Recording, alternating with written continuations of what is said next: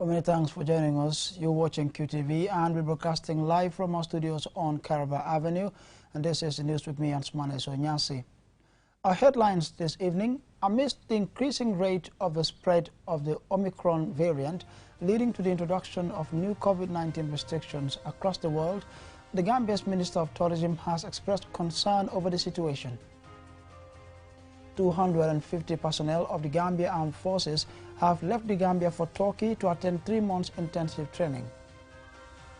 As the Harmattan causes more patients go to doctors reporting various symptoms, we hear advice from a doctor on what can be done to help.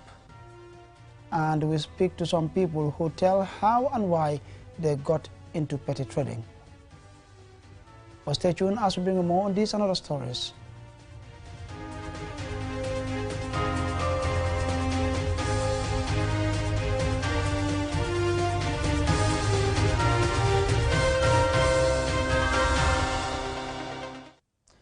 And now we take a look at the news in detail.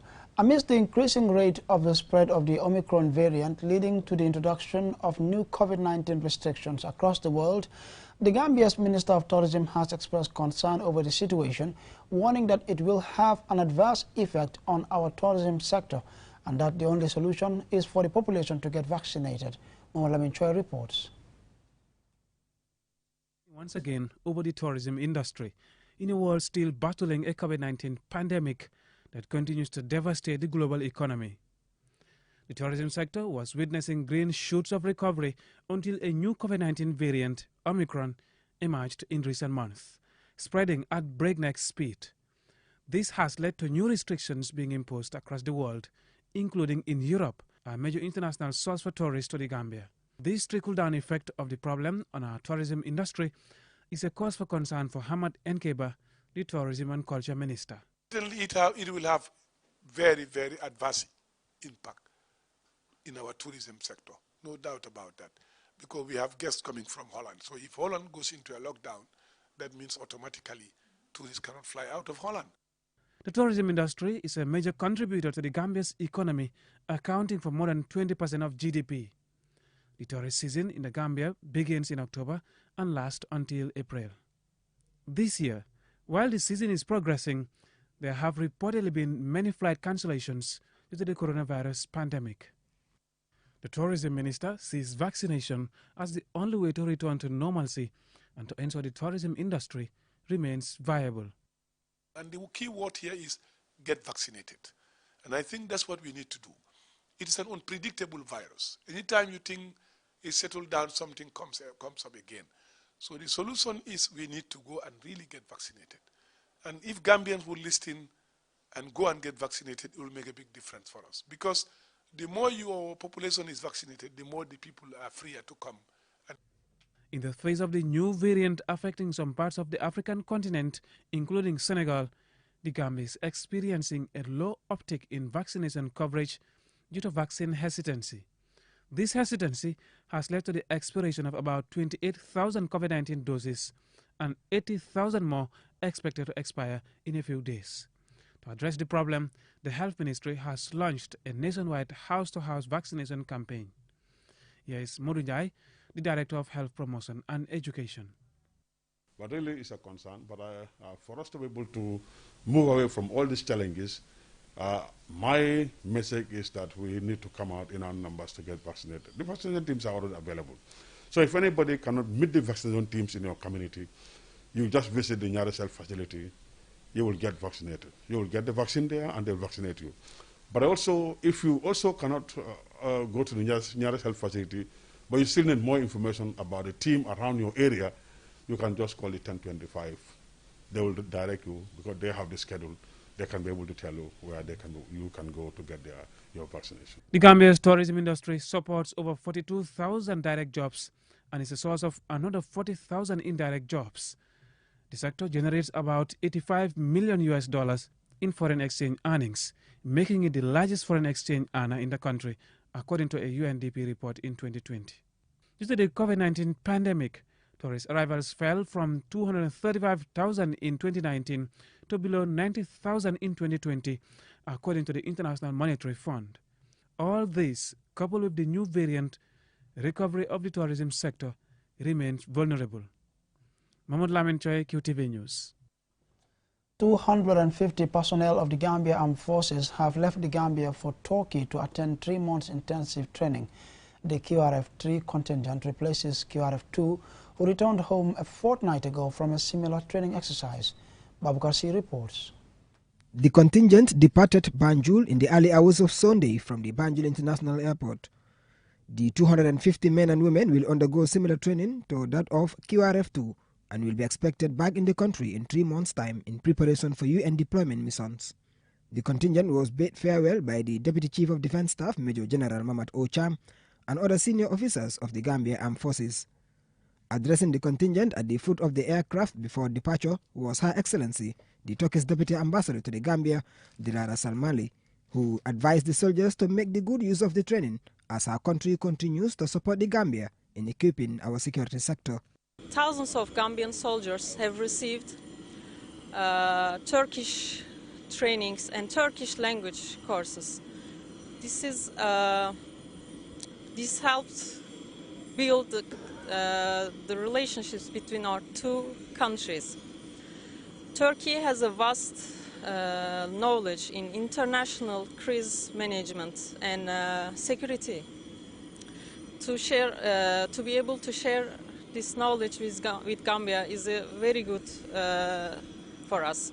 The Deputy CDS Major General Mamat Ocham reminded the soldiers to be disciplined and be good ambassadors of the country. To build your capacity in a professional manner so as to give you the technical and professional skills you will need not only to serve in the country here, but also to prepare you to deploy for a possible UN peacekeeping mission.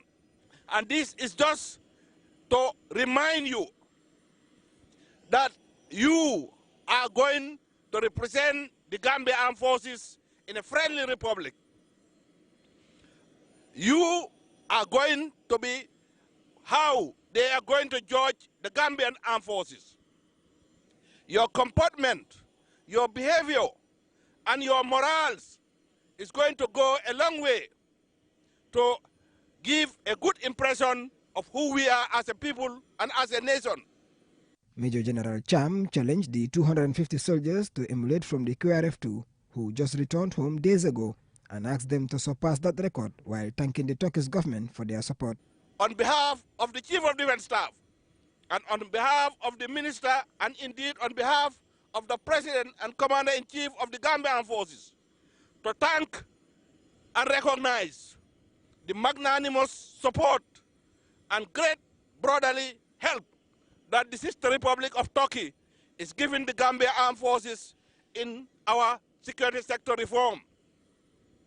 I'm sure it's no gainsaying that all the logistics and the financial resources and indeed the technical skills that you will be exposed to is all free of charge from the Turkish Armed Forces. We want to thank them for this gesture and to reassure them that they have a partner and a genuine ally in the Gambia and the Gambia Armed Forces. This is the final batch of the Quick Reaction Force contingent who will go to Turkey for training. Babukar C, QTV News. Now, it is the time of the season, the cold season, where flu and other infectious diseases are more prevalent. Consequently, our immune system needs to be stronger to fight these foreign agents rather. QTV spoke to Dr. Abubakar Jah, who gives advice on what people should do. Here's Ajibentu Drame. During the colder or Harmattan months in the Gambia and sub-Saharan regions in Africa, influenza is one of the most common illnesses among patients visiting doctors. As many as 1 in 5 adults is infected each year with influenza, which affects our white blood cells that play an important role in our immune system. White blood cell disorder occurs when one has too many or too few white blood cells. Dr. Abubakar Jah explains the causes of having a high white blood cell count and infectious diseases linked to it. This era that we are in that can cause increase in white cell count are many. People can have chest infections during this time with bacteria, and then you can have bacterial infection, and that can be a problem.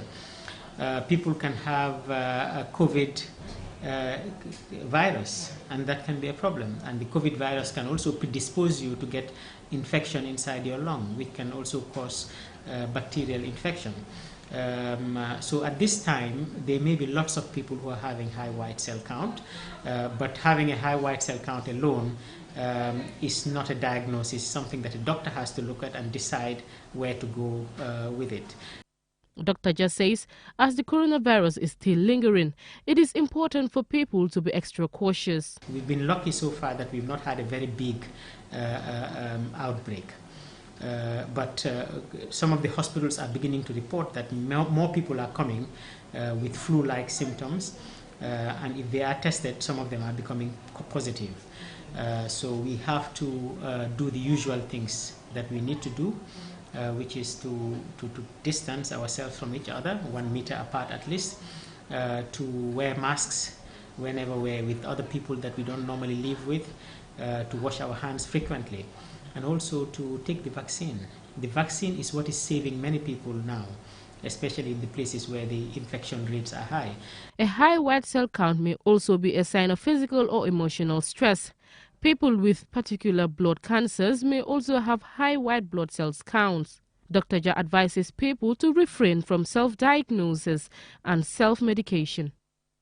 Is go to a hospital, let them get you specifically tested so that they can check whether you have malaria, and if you don't have malaria, tell you don't have malaria so that you don't have to take those medicines. Those medicines may have their side effects. They may have problems associated with them. So you don't just take them unnecessarily. So you will be tested and you'll be told, yes, you have malaria, or no, you don't have malaria, you have an infection. And yes, you have a bacterial infection, or no, you have a viral infection. All those things we can get just by testing the blood. Dr. Ja advises eating healthy foods such as fruits, vegetables, drinking lots of water and doing exercises, as these will help boost one's immune system. He also urges people to be stricter in observing the WHO guidelines to stop the further spread of COVID-19. Ajibintu Drame, QTV News. And we'll now take a short commercial break, but the news continues when we return. Do stay tuned.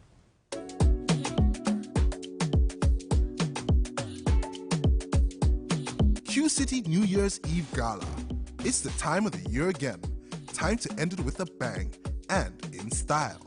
Join our annual New Year's Eve feast in a breathtaking environment with the amazing Keba Taylor Band and the exceptional Bud Hammer, the man with the golden voice. And to top it all, the jaw-dropping fireworks at midnight to celebrate the beginning of a rocking new year filled with all the happiness in the world. Celebrate and make New Year's resolutions with family and loved ones at Q-City. Tickets are only $3,500 C for individual and $2,000 C for children 12 and under, and a 10% discount for every table of 10. Call 33-72489 or 33-00056 for more info. Q-City New Year's Eve Gala. Cheers to the good life that awaits us all.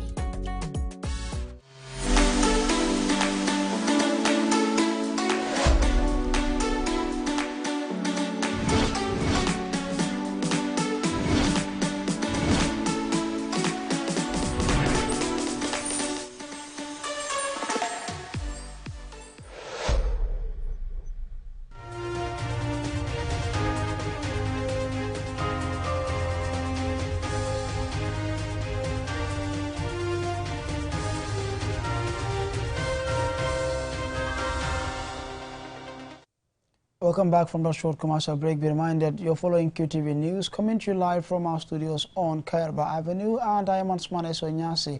Now, petty trading is widespread in the Gambia as youths and adults engage small-scale business ventures for a variety of reasons.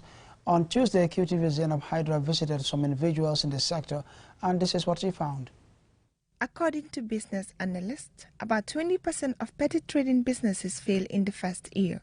This can be attributed to a variety of reasons, for being situated in a poor location, for example, one that does not get a lot of customers passing by, to ineffective marketing, to a lack of capital or sometimes a lack of support from family. In the Gambia, the majority of people venturing into small businesses or petty trading are women and youths, and all doing so for a variety of reasons. However, petty trading is also the backbone of economics across the world, and in less developed economies, such enterprises are even more essential as they provide livelihoods for many. Fatou Kinean, an ice vendor, tells us the importance of a woman being supportive to her husband because these days a household cannot be managed by one person.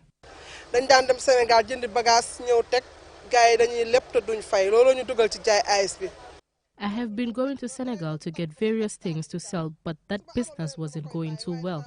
So I decided to venture into the ice juice business. And what I sell in a day is what I take home and manage with for my husband and family. Ida Tamba, an entrepreneur in tailoring, said her reason for also selling breakfast street food. Business is so easy. I'm doing it. I'm going to japala suma yaay ak suma family. Lol mo tama duga si business bi. Parce que business bi mang may njariñ lu bari. Lol mo tama duga si. My mother is a very hard-working lady, and her example motivated me to give up working for someone else. I decided to do this and support her because I know she is doing it for me and my siblings. Ajibintu Fall says she started the Ebe business in 2019 to support herself financially and to take care of her education and other needs. I don't go to my brothers or to my sisters or to my parents to tell them that I need this, I need that. No. I do my things without telling anyone. I provide everything for myself. I don't depend on men or my parents. And normally when I was going to school, at the same time with the job as a journalist, I normally go to the field, get my studies at the National Assembly. From there, around 4 or 3 o'clock, I will come home, prepare my ebe and sell it outside. And thank God I have seen so much improvement in it. These are just a few of people working in petty trading, and they each have a story to tell.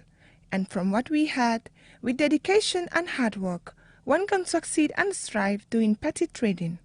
For QTV News, I am Zainab Haidara. Now, pageantry in the Gambia has been impactful in the lives of many young women.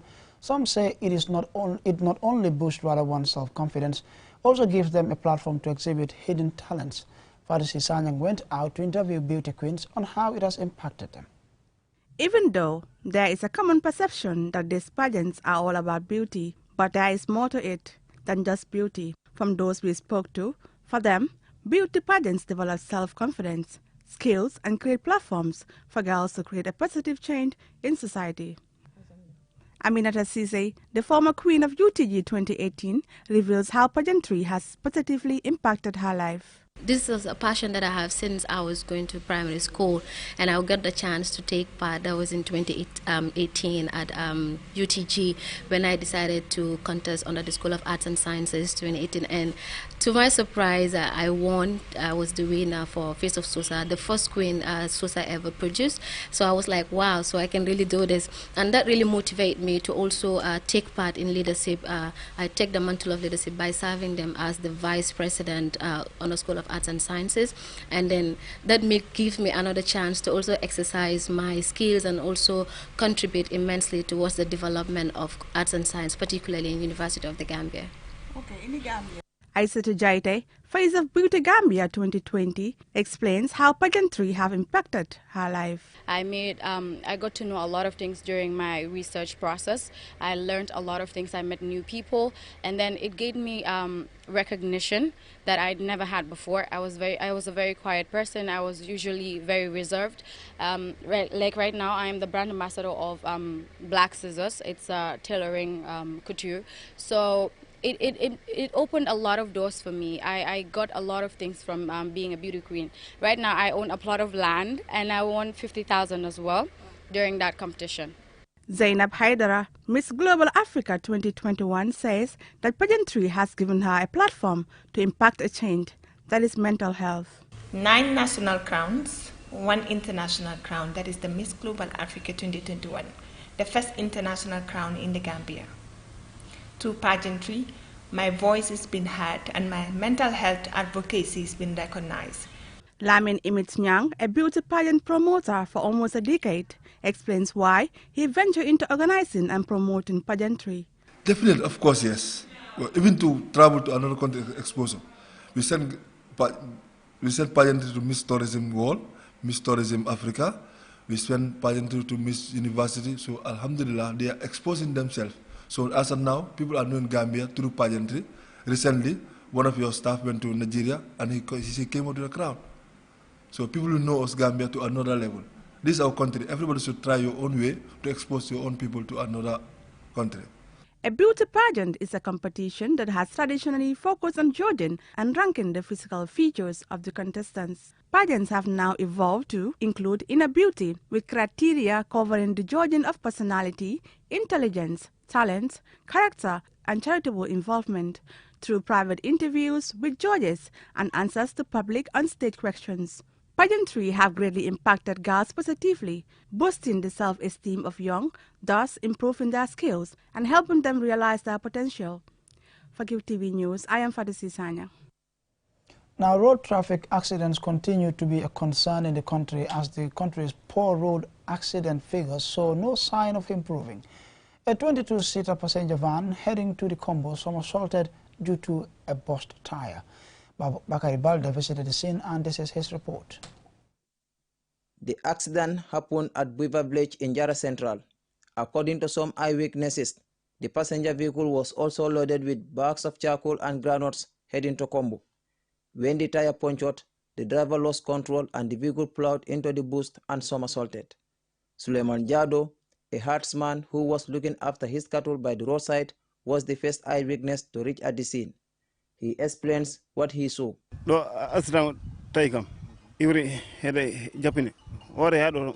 accident happened in my presence. The vehicle was coming from Japine. The vehicle's tire punctured and the driver lost control of the vehicle and went into the bush. And the vehicle eventually somersaulted. Most of the passengers were seriously wounded, including the driver, who has wounds to his face and was taken to the hospital.